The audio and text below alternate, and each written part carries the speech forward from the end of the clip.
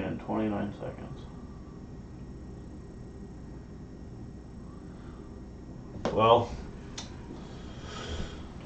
all right, everybody. Welcome to our third attempt at creating the Dinner Dragons behind the screen. This is our GM Roundtable. I am JP. I'm joined by Ed. Hello. And Dustin. Hi, everybody. All three of us well-seasoned, well-versed GMs. We're going to be talking about the time and preparation today that it takes to put into a game to make something really, really good and really, really special. And so we're going to spend about 45 minutes with you, maybe about 15 minutes apiece, talking about what we're doing. And we'll answer any questions that pop up in our chat box. We'll do all that good stuff. So, without further ado, I'm going to let Dustin go first. He's going to talk to you about some White Wolf bullshit no one cares about. Oh, no, don't be like that. Look, everybody, the world isn't just D&D, okay? Gary Gygax did some good stuff. He's done some great stuff. But there's other worlds out there. Anyway, yeah, my name's Dustin. I started gaming when I was about 11. I started with White Wolf's Vampire the Masquerade 2nd edition, I think. D10 system is really cool. It's old, but it's aged well, and they've upgraded it. And that's what I started running my first games when I was 12. Anyway, right now I'm running a 5th edition homebrew game. Was that game that you started running when you were 12? Was that with your uncle? I won't talk about that, JP. Okay. Anyway, he taught me a lot of things. But it did. Yeah.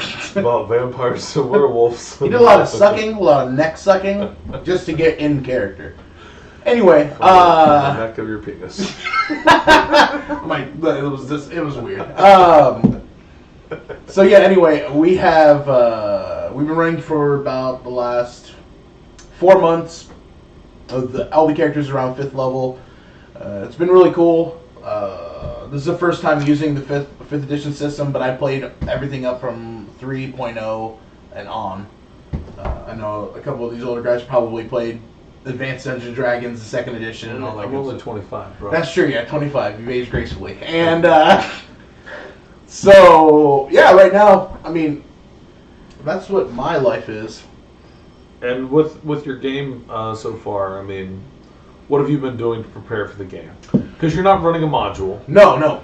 This is a world that I built a few years ago. JP actually had the pleasure of playing in it, and actually his character is a big effect on what's happening now in my campaign.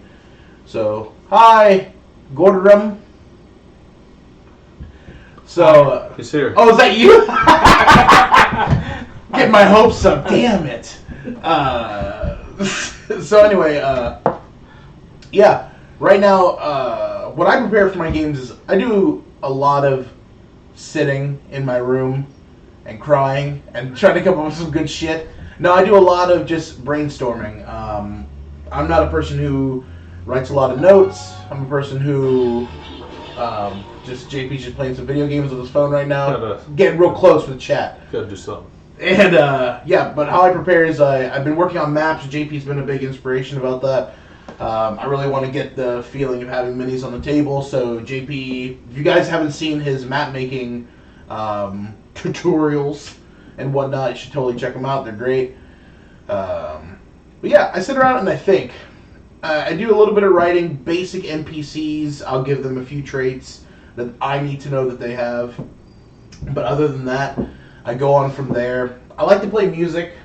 I usually use music as a kind of a brainstorming tool, and I go from there. I'm definitely your beer and your beer and pretzels. I'm a beer and pretzels player, and storytelling. I mean, I get really into it, but I don't waste a lot of sleep on it, and I think that shows. You can be very fluid with your game if you don't work so hard on it, because players will make you sad if you don't follow what you've been planning, if they don't anyway.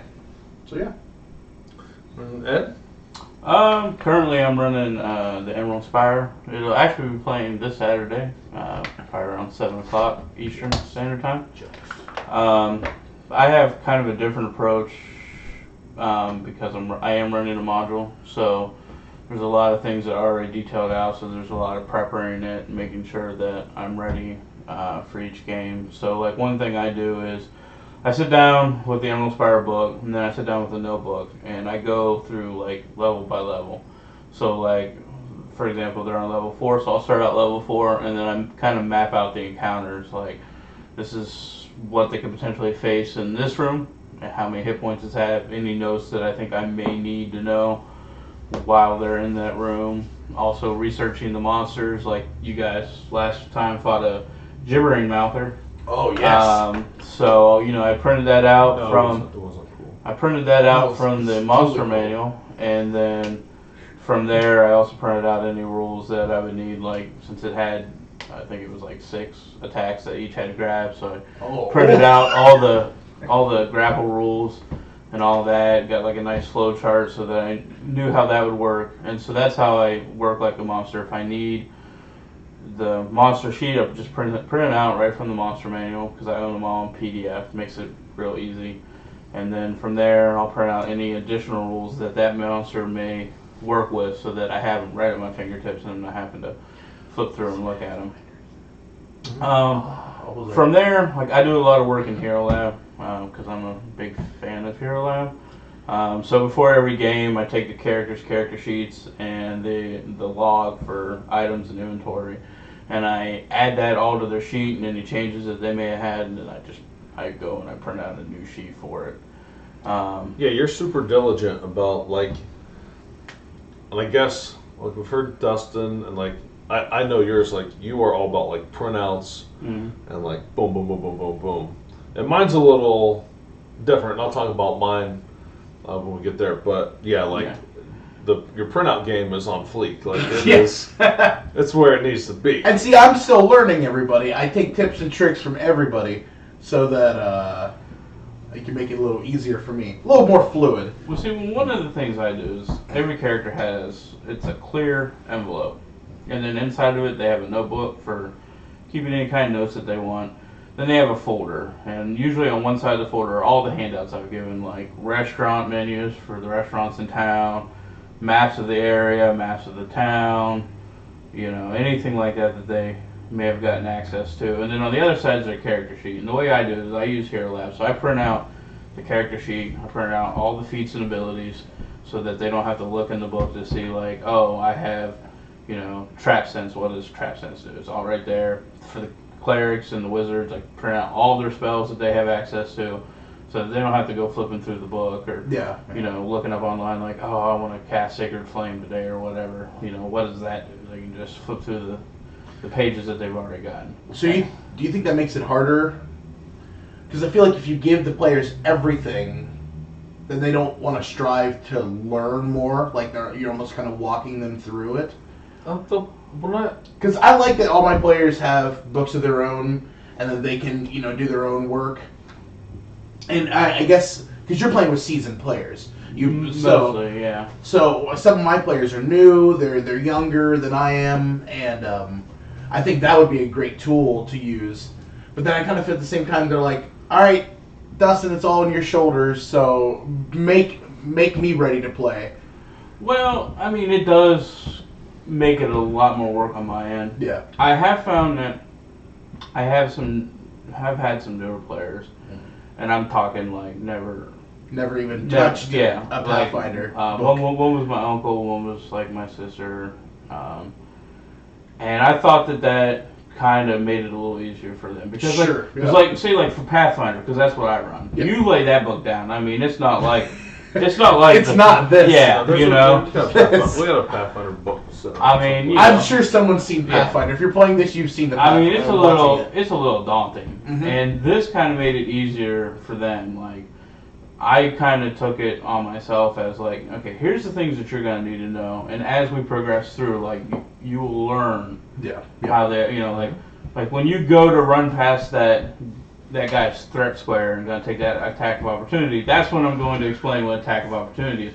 And then as you start understanding the game, if you like it, then you will probably want to go and read more and learn we yourself. Hope, right? Right. We hope. And And if not, then you didn't waste all this time reading this giant book and realize, like, this sucks and I don't ever want to do this again. But thank you for your, time. Yeah. Now, my style of GMing, like I've told JP, it is very costly. Like, I spend a lot of money on ink because I print a lot of stuff. But it's just, for me, it's a lot easier as a GM. Like, I take all those character packets home, and then, like, it's real easy for me to update everything, keep track of everything. Like, I don't have to be sitting there, like, staring at JP's character sheet going, what the hell is this? What did he write down here? Like, so you pretty much, they hardly write anything on there. I mean, they'll write on their notebook and their journal, but for the character sheet yourself, it doesn't change. Because he's our treasure guy for my game, and I have created these ledgers that is basically like, one is for items, one is for coin, and then one is for the party fund, and then they look kind of like accounting ledgers, like a checkbook. And so, like, he'll write down, like, longsword, blah, blah, blah, blah. And so, like, let's say they got, like, a +1 rapier. So they got a +1 rapier, and next to it I have a column for, like, sold, player, etc. So the player, he just put Juan. So, like, I knew that the +1 rapier went to Juan. I go in, add it to Juan's character sheet in between sessions, and then just put a highlighter over top of it so they know that item's been dealt with in the character log. Are you guys taking notes? So take notes. This is some good shit. So that's pretty much how I do it. So what would you call my game? You called his beer and pretzels. Yours is definitely like it's a more serious game, but it also deals with your players too. Well, yeah. And the preparation, like, the module is prepared for you, and you could just see to your pants that, like, okay, you come very prepared and ready to go, and set the ledgers and stuff. Like, there's sometimes I'm like, oh shit, okay, I just have to adjust my papers. I've used here a lot before for Pathfinder. I've used it, but and it's a lot for me. It's a lot of fun to sit down and, like, build your characters on, and, like, oh, what can I do here? What can I do there? But I'm from, like, that older school thing, like, I like my character sheets, and I do. Yeah. I like my notebooks, and but playing your game has helped me, like, organize and do different things. Just like, playing a Dustin's games have helped me get a little bit more creative and flowy. It's not so. The more games you play and the more experience you get from every GM that you play with. Some of them are really good, some of them are really bad. Yep. But at least they tried. That's right. That's something, that we've said very clearly on our Sunday game is, if you're going to play, everybody's going to take a turn running a game. It doesn't matter if it's for 3 weeks or 3 months or 3 years. Everybody's going to try it to see how they do at it and give everybody else a chance to sit and play together. I mean, this hobby is growing and growing and growing every day. And it's getting huge, and I hate to say that Big Bang Theory had a big thing to do with it, but it did. It made it come out in the open, and people, are getting into it. So like, my game, I think is kind of we got somebody. Hang on, I can make this. I can do things. Who even is you? Boom. Oh, well, you didn't do any better. I did not do shit. Wait, yeah, I can wait, because I know how computers work. Look, Zoom, my friends. No, that's not it. Hold on. Okay, we'll try. This is what happens when you give JP control of the computer. Oh, inside the mind of a DM, what insight will be gleaned? Oh, might not sag? Huh, wonder who this be. Who's that? I don't know. Is it the will of thou to get pleasure from our demise? Will my character please the gods by fooling the DM and taking the path not invented? Yeah. My nutsack? Yes. I don't know who that is, but welcome. I have an idea. You have an inkling of who this might be? I've gleaned into the mind. Hey! If this gets you to run games, that's great. So my game, I have a collection of little notebooks that just keep compiling. I have one notebook that is just dedicated to my characters and their storylines. and what's going on with them and how they're all interconnected, and like different plot lines that I can insert into my story to help them along. And then I also have just a world book that I'm developing this world because I'm doing a homebrew campaign as well, and so this is just like everything that's going down in my world, and the changes that the players make in this book affect how things are happening in this book. I've been using calendar. A player keeps track of a calendar, and so as events have passed, time is time is changing the world just as much as the players are. And so what's happened is they were at a particular juncture and they had 3 options. They could stay in this town and pursue bandits. They could move forward to the next town along the train, the wagon train essentially, the caravan. Going out the old west. Yep, see what's going on there. Or they could just continue with the caravan all the way to its final destination and see what happens. Well, they chose to go to the middle location. So while they were up there helping the small town out, what happens back in the other town is they get attacked by bandits because they weren't there to stop the bandits from occurring. But they also helped push back some goblins and do some other things, and they discovered all the stuff that's going on in the swamp. And because they didn't go all the way to the north, and a lot of time has passed, there's some things that are changing rapidly up there. So you just want to make your characters feel really bad about not being able to be everywhere at once? Well, I'm just fucking with you. No, but it's I think letting the characters know that there's like repercussions. Like a module, there's not really a lot of older modules. I know now in more modern modules they do have some things like, well, if you help this person and not this person, this happens. But there wasn't a lot of option back then. So I wanted to have that kind of the choose your own adventure book, and that's what the D&D is like super about. Now the other thing I put a lot of time in is my maps, because I like having maps out on the table. And okay, son. Look at all these. Oh, these pretty things. So Kickstarter when? Soon. I gotta get these files made and then get some things checked out. But I have just like some blank modular maps like that, and then I also have like some fully completed detailed maps and things that are an umbrella open indoors. Hey, we're setting the mood, nutsack. Yep, it's just fine lighting accoutrement. So that's all that is. Hey, that's a +3 umbrella. What? Right? You want to see what happens? That's a low umbrella. You want to see this white balance get? Oh, Jesus! Oh! Jesus, take the wheel. That's about the same, probably. Yeah. So that's where I put a lot of my time. It doesn't even matter, as someone I would know. When we were doing Aaron's character creation scene, we said it was Jesus Zombie Day. Yeah. That's really incorrect.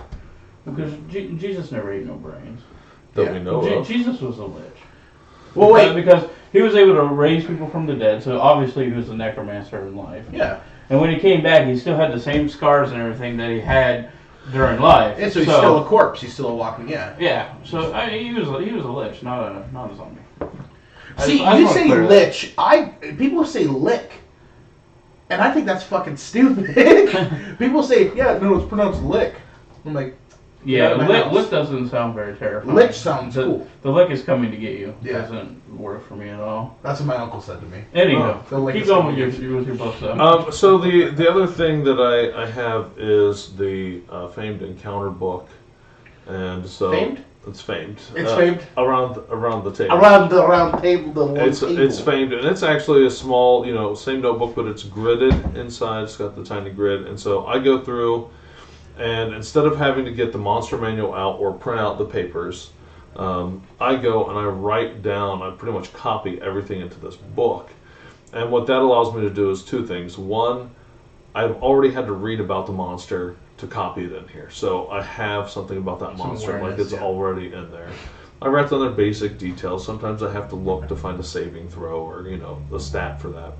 The other thing allows me to do is because I have everything based off the encounter level and then experience points. If I need a random encounter, I can just open up this book and flip to a page and be like, okay, this is what we're fighting today. Here's your random encounter for this. It's cool. So it was a lot of work going in it, and it'll be a lot of work going forward. But it'll also be really badass once I have this entire book full of encounters. Yeah. Just to be like, okay, and scene. What you have there is like the CIA cracking spy book. You're like, oh, I know what I need right here, and it'll crack all these messages. Now, in that way, how he does it, for me, I'm all about the feel of the scene. I can pretty much, pull out of my ass what a NPC or encounter is going to be. Because I know basically how much HP a bandit has, or how much HP I want him to have.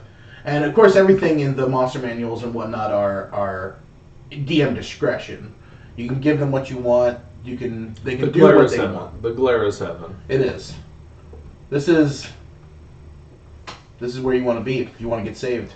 But for me, I always go by how the players are doing. Like, if I want them to smash through this dude, they can smash through it to prepare them for the next area. And if they throw it out and say it has 50-some HP, but they kick its ass in a really cool way, in a very descriptive way, because I want the game to flow and things to build and go, then I'm all about that. You got 50 HP, but they've only done 42 damage.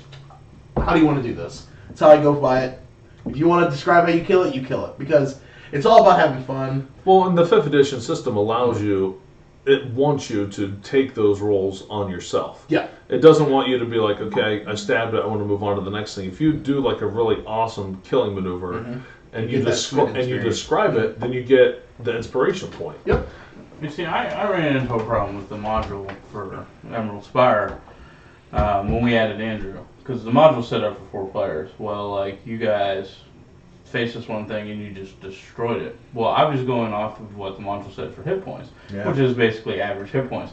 Yeah. Well, once I realized I had another player, like, you saw me like making a bunch of scratches, because basically what happened, everything went up to full hit points at that point. Yep. Like max hit points, because adding that extra player, getting one more person in there before it got to go again for everything, like, it just meant that you guys were murder's row. And it's a super dungeon, so it is supposed to be set up to where, like, you don't know whether from level to level whether your character's going to necessarily make it out of this level or not. Yeah. Like, that's the whole purpose. Like, so if it doesn't have that tenseness to it, then it really defeats the purpose. And I see with my game, I feel a little bit less planning. Like, I couldn't imagine running a homebrew with the way, especially with like all the printing that I do, because I'd have to cover a lot more area. Because like my game is kind of like a player contract, GM contract. It's like you signed up for the super dungeon. This is what you're gonna get. So this is what you're gonna get, unless the GM sprinkles a little bit of fairy dust here that gives you the ability to go other places. It's kind of an unwritten rule that, like, we're not gonna be like, hey, we want to go to Thornkeep and just see what's going on over there for the next 2 weeks. We just want to go bang some wenches in a brawl for 3 fucking games. But that's happened to me before. But it's Gygax's law. It's not Murphy's law. It's Gygax's law. Mm-hmm. If you prepare an area for players to go to, they're going to go completely somewhere else. Yep. Well, it's like you guys flipped the script on me. Mm-hmm. Even in this module that's laid out, they captured a bandit. They started interrogating them. They were doing really well, so he told them about the secret entrance to this level that leads from the forest. Well, suddenly I had set up the map and everything, and all the encounters in my folder to work this way, and then they came in the back door. Yeah. And so, like, I had to adjust. That's where I always try to come. Dustin just turned away. I don't care. This guy. Whatever. Sorry. No, I was reading Nutsag's thing here. It's true with the flexibility, but it is the whim of the DM. But at the same time, the first rule of any role-playing game is the DM is right. And if you can't prescribe to that, then it's really hard for there to be any trust between you as the player and the DM. Like, there has to be that trust or the game just doesn't work. And see, for me, there are plenty of times where people will debate the rules, And I'm okay with that. I'm okay because if I'm wrong, I'll own up to it. If I didn't read the rule correctly or because I'm one of those people that you have to kind of tell it to me and I need to hear it again and I'm like, oh, I kind of get it instead of reading it. I definitely said, okay, you're right. But in the sake of things, if a player comes off to you and like, no, this is how it works, and I'm like, this is taking too much time of our limited 3 to 4 hours because we're all older and we have lives that we have to get back to. That I would rather just let them go. It's not going to kill the game. If it's not going to break anything. And that's when we sat down. We had a zero session, a character creation session with Aaron, who's going to be running our every other week game with Horde of the Dragon Queen. And what he said was, "Look, I'm new to this system. We're going to play. If there's a rule that we don't know, I'm going to make a call. We're going with that call, and then we can look up the thing later and adjust later. Well, like just to keep things flowing." In my games, like sometimes, like I've realized that I've made a mistake, and you've heard me do it. Like I'll just be like, "Go ahead and give yourself back 4 hit points," because like I realized like they were supposed to get a save on that, and I didn't realize it, so I didn't give it to them. So just go ahead and take your 4 hit points back. We'll just I've done that before. Quit retcon. And I'm the same way. Like, if I don't know a rule, like, I just try to make the thing in my mind that sounds fair. Yeah. Or makes the most common sense. And then if we want to discuss it later, yep. and you want to show me where I was wrong, that's fine. Yep. I'm more inclined to listen to what I consider rules learning if I think it's, like, gonna make a big difference. Like, this may be the swing that finishes the guy, as opposed to like if you're pleading for your life, like, look, if we would have followed this rule this way, then it would have been really good. But because we didn't, I died. Then that always sucks. You know, like even like that time with the Spiderling Swarm, like Woody was trying to use his the thing he gets for being a conjurer, which is like his spell, like his acid dart or whatever, and he was trying to argue that it should be able to target it. Even though swarms say the size of that swarm couldn't be targeted by a spell that just targets a single creature. Yeah, that's how swarms work. And so, like, well, he was arguing that, it wasn't actually a spell, it was a spell-like ability, and trying to pull out all these things. And I was just like, look, I'm going to say no. Yeah. If you find out later that it works, let me know. And in any other swarms that you fight, we'll go with it. Yeah. But for this one, like, nobody's in dire straits of getting murdered right now, so like, let's not argue. Well, I mean, you guys were getting close. See, that's that beauty of it, though.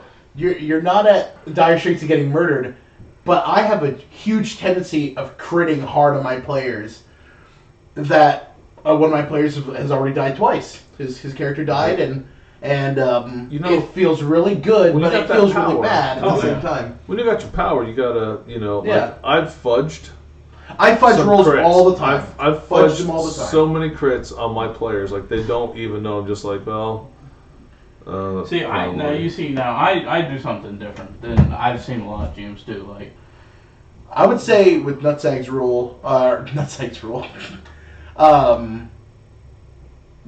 mean, if the DM makes a mistake, you're human, and if you correct it, then of course, we'll go by what the rule was. Yeah, you have to. If this is a creature that is made, or an encounter that is made by the DM himself, then it's fluid. It can change based on it. And I've made a lot of homebrew creatures that have their own abilities that are in the books. You do a lot of that. But and that's because I want a thematic encounter. You see, when it's not a spelled out thing like a module, like, and you kind of have an idea of how you want the scene to play out, then you have all the license in the world. Kind of like the ranger you guys fought in my game. It just basically in the book, it was like one line. It's like, look, if this guy comes back and everybody's murdered, he's going to seek revenge. So I had to figure out, how I was going to go about it. So I just put him, he nailed a sign. He was a ranger. You could see that they came in and out of the cave. Nailed a sign halfway up the trail. And said, like, look, I'm waiting at the mouth of the cave. Be ready to fight. Come see me at the flagpole. And he was standing there with his two-handed sword in the ground, ready to roll. And like his little pig phrase. And what I do that's different is when I feel things are getting intense, or like I take the screen down in a way. Like I rolled and I hit Aaron. Yeah. But I was like, Aaron, his damage is 3d6 plus 12. Go ahead and roll it for yourself. See, that's fun. That's I take down my screen a lot, and sometimes the players are like, "What are you doing?" I'm like, "We're all having fun here. Yeah. This is all chance. This is." And then so like that's Aaron how it he is. rolled the 3d6 plus 12, and he killed himself. Just straight one shot, one blow, Boom. dead. Mm-hmm. And like nobody. For me, then I was like, nobody has to be like, did Ed really roll that? Like how did it go? Yeah. Like you could see it in his face. He was like, Oh no. But that's the death of a player character is. It should be a moment of like excitement as well as understand a realization. When my characters die, which just happened a couple sessions ago, I was in a vampire game and I was immediately one-shotted. Boom, done, dead. I was so happy. It played out exactly how I wanted it to play. And some people were very connected to their characters. Oh, yeah. They hate losing them because... Well, you don't want to go into a game with players who are willing to just like, I don't care if I died. Like, Yeah, Yeah. and you'll have those players. You'll And- have the and I'm I- not invested in this. and that's not, like. well, fuck you then. Get out of here. In our Saturday game, my character has been like, yeah, it's designed to kill you. It's designed to kill you. Like we hear that, and I'm like, my guy does not want to die. I am not just running through this thing I hid the whole kind time. of willy nilly. Like, Well, like I told you, like I was so shocked that Aaron died in the first blow of that first combat that day that like I forgot the guy even had cleave at that point. Like, because I was just shocked. I was like, dude, he just killed Aaron in one shot. Like, because like they didn't give me stats for him, so I statted him, and they're like, he's a 4th level ranger. So I was like, did I make him too hard? that's something that Like, I'm looking forward to. Is my players, the last 2 sessions, like the last maybe month, they've finally got a taste of magic being used on them because it's not a lot of magic in the party. The cleric has magic, and the druid now has magic. Yep. So, but like arcane type stuff, like so druid came up and was like, boom, heat weapon. Mhm. So why am I burning and dying? What's happening? Yeah. When Heat magic weapons starts are great being stuff. used back, like, and the books only give you so much. Then you have to start designing your own characters. Yep. Well, you bring that up about the first time the party really starts facing arcane magic is a great time. Like in the other game with the other group that I sometimes would run for, the first time it was like they were getting to about 5th level, so it was the first time they were like really hitting other Fifth? spellcasters. You And get it was that like third it was like level roll, spells, it you're was like- like make a will save or forward save, and then it was like you're blinded for how long? It's permanent, and it was like. Oh. What do you mean permanent? Mhm. That permanent Like- means forever until you Yeah. get it removed. Yeah. And in my game, what has just happened is the half-orc barbarian, who I didn't know had aged himself to 35. Like that's the age he started out at. I'm like, cool. He failed a save against a ghost, so he aged. And I had him roll. Like, okay, roll d4, multiply that by 10. He aged 40 years. Oh. So now Mwah. now he's Delicious. 75. He's just like in a moment he went from 35 to 75, just like that. Changing that great action So for a walker. I'm just like, how do I approach this? What do we do? And so I went to a couple different forums I actually popped up like it was like JP asked a question on this forum. and was reading, and so I got a bunch of different ideas, and I think the one guy had a really good idea, and it was now in all his physical stats, because there is no adjustment in the Yeah, it's not in the Pathfinder. book. Pathfinder has Yeah. the adjustments. And even the old D&D, and I yeah, think they're getting 3.5 had it. I think they're getting ready to put out another like game mechanics. Yeah. Some It's extra arcane, that stuff. kind of stuff. Yeah, and so I was like, well, what do I do? Okay, all of his physical stats, he's going to have disadvantage on. Makes sense. But so you are doing the Pathfinder thing then? His intelligence, wisdom, and No, stuff. no. Well, yeah, because he didn't live through those years. Exactly, he didn't live through Oh, it. so it's just all negative for him. Yeah. I mean, it makes sense to me. Like I would increase his logically. intimidation. He's just a grizzled old half orc. But like he has he still has all his hit points, and all that stuff is still there. But and in 5th edition, the stats do not change with age. It's kind of like a GM call. Yeah. I mean, I guess you could make a dwarf who's like, I'm 150 years old. I'm starting out on my adventuring life now. Yep. So yes, and we were talking about though in this particular case, and In second edition, when you gain those things, you've lived your life to that point, so you've had that experience. This was something that happened in a blink of an eye. And so what is going to happen is there's going to be an opportunity for him to have restoration done, or if need be, like if he wants to go off and retire now, if that's what he has to do. And that's going to be weird, though, because it's not in his mind. He has the mind of this young orc. So that's where I would be really... I would feel like the character metas a little. Because he has no experience. He would have no experience in being like, I'm a grizzled man and I've lived to my prime. Like most orcs do. They'll walk off into the wilderness and kill they'll for the last time. They'll find that pack of wolves and like final battle. Kill them or... See, that's sometimes where the rules and logic sometimes. Yeah, they butt heads. Because it's like in Pathfinder, it's like, okay, once you reach this age bracket, like your stats change this way. But like in this situation where it's instantaneous, well, you really don't gain all that wisdom from having lived a long life. No, it just makes it, and that's where like sometimes you get in trouble with rules lawyers. Because they'll be like, no, it says I get that, and it's like, well, that makes no sense. There's no rule for it at all. Technically, See, my book, how I scratched that out on the GM? Yeah, it's not there. That's exactly how that is. That's it. And just like how JP had that moment where the orc changed drastically, switches his whole character ideal now, I mean, at least a little bit. And that brings up a really good role-playing aspect. Oh, God. If that happened to me, I would be swimming in it. Swimming in the ideas. Just, I would love it. So, he's gone from this, like, I murder type guy to... I need to drink more milk. Yeah. Like, does anyone have any a protein shake? I have to now sit on a donut because of hemorrhoids. More like, you guys got this one, right? Yeah, I'm just gonna... If he had a cane and it was big and he used it as a weapon, fuck. Back in my day. Back in my day, 3 days ago. So, and another player got...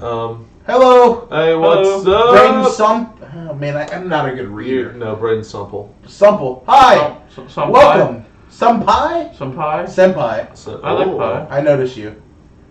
Next game, just handed his art card and let him figure it out. Hey, in Ohio, he gets a golden Buckeye card. That's right. So it's going to be interesting game tonight to see how that plays out and what happens with that situation. But it's a really cool situation. It is. For our audience out there, if none of you have yet, and you would be so kind, would you try liking us?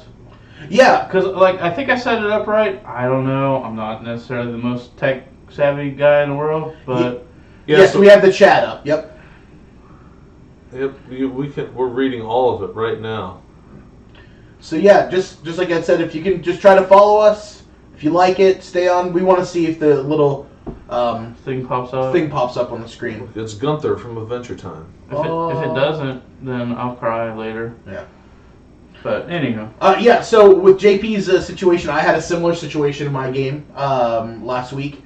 The players are delving into what is called the Temple of Ash, and they're encountering their first set of undead. So of course the paladin, biggest boner ever, because he's like, oh yes, I can sense all this, I'm ready to go. But I brought a banshee into the scenario, and first thing she does comes in wails. The 2 tanks in the group were up front because it's a 30-foot radius in 5th edition. I think in old and Pathfinder it's about the same. But if you fail your Constitution save, you immediately drop to 0 hit points and start dying. Of course, the main tank, who's got 21 AC, he's ready to just rock face. Yeah, go ahead and ask a question. I'll continue to talk. Yep. But he dropped 0 HP, failed his save, and went down. And then you get to watch all the players scramble because they're in a tight corridor. They're like, my friend's gonna die. Oh my god, they just lost a player the game before, and that is the most fun because that keeps the characters from, man, I've been reading this book all week trying to prepare, and in a way metaing and trying to get the most powerful character they can have, to now they're like, my friend's gonna die. What am I gonna do? And if for new starting DMs like you, if you guys have never ran anything, there are moments like that where it makes you happy. It makes you happy to be a player, and it's not to see a DM. It's not to see your players suffer. but it's to see them work under pressure to get past that. And they did great. And when a player is about ready to die, it brings out a little bit more role play too, because they might be sitting back most of the night there. So, jumping into some video. I guess it is Twitch. So yeah, it's favorite video game and why? Sure, we can answer that real quick. I'll go first. I am a huge fan of The Legend of Dragoon for PlayStation 1. I played that game 6 or 7 times through. That was the good old days when you got 4 discs to play through your RPGs. That game kind of changed me as a kid. And it's like Final Fantasy 8. I got to like the 3rd disc, and I'm like, I don't even like these people. Why am I? Oh man, if we're talking Final Fantasies, actually 8 and 9 are my favorites, and most people hate 8 for the love story and silliness of it. But yeah, if you haven't checked it out, you can buy it on PSN. I don't know if you're as old as us. I'm 29. And 25. Yeah, 25 right here. So, but yeah, Legend of Dragoon is fantastic. It's really good, and you should check it out. A lot of good role playing. I think the characters are great. The visuals are really good. You're not really role playing though. Look, I'm playing Dart. I'm role playing. I'm him. I make his choices. It's role playing. But I don't agree. Nutsag. I think video games can bring out a lot of imagination, and it gives me a lot of ideas for role playing and stuff. And picking a favorite video games is really hard to do because there are so many, and like I've been playing since the Atari. Like my grandma, she got me my first Atari when I was 6, and I've been playing ever since. So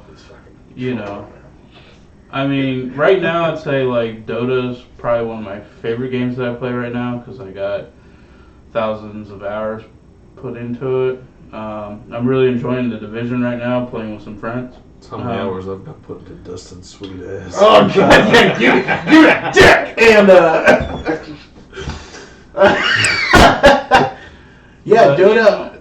It just depends on the time. Like it kind of wanes for me. Like I'll be playing something a lot, and then and like they're all great memories because they all like my grandma recently passed away, and I wrote her a letter, and one of the things I thanked her for was for buying me that first Atari because like I told her like you don't realize the countless worlds and places I have visited thanks to my love of video games. Like I've been in space, I've been on rolling planes, I've done all these different things that like then inspired different things like my love of reading, like that kind of, I was like, well, playing in these worlds is cool.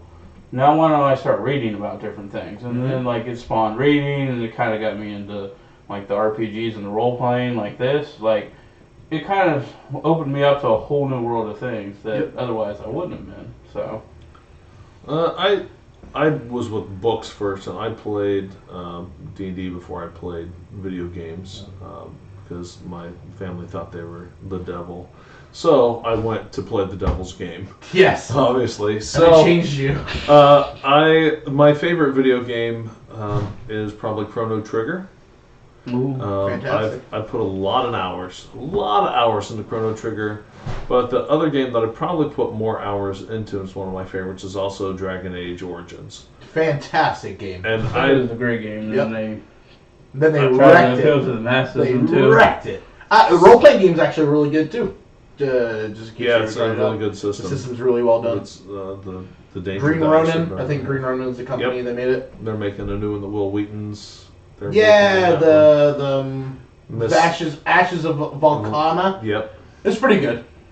So, but yeah, the stuff with your players are going through, like, make them work for it. Yes. And the role playing, there's the hardest thing that I have in preparing for is I have a group that part of my group is into role playing, part of my group is into murdering things. And so finding that balance, where like, I could care less about killing these things. I want to fuel my character. I want to develop my character versus my character just kills things, or I steal things, or I just heal people. Is not really developing your character in that way. So that is where I'm compared to that. Yeah. And so Skyrim, then Braden Senpai is your favorite game? Also 75 years old, so that's pretty good. Maybe level 75? Are there levels in Skyrim? Actually, when I played WoW, like Yeah. I played with like a 65-year-old. Oh, maybe Yeah, maybe no, so that's did I. maybe it's the level, like because there's a comment about Warcraft. Just gotta use your Oh, sorry, yeah. I'm a veteran Warcraft player. I've played. I've dumped out many times because the game sucks now. It's super easy. words. Now, dumped? Do you mean like? I take a shit at my diarrhea? desk. Yeah, I take a shit at my desk while I'm playing WoW. When I'm tanking real hard as an orc fighter, Bromroggle. What's his name? We have lots of cool stuff. Oh, what are you trying to say? Hey, there's gaming on here too. Yeah.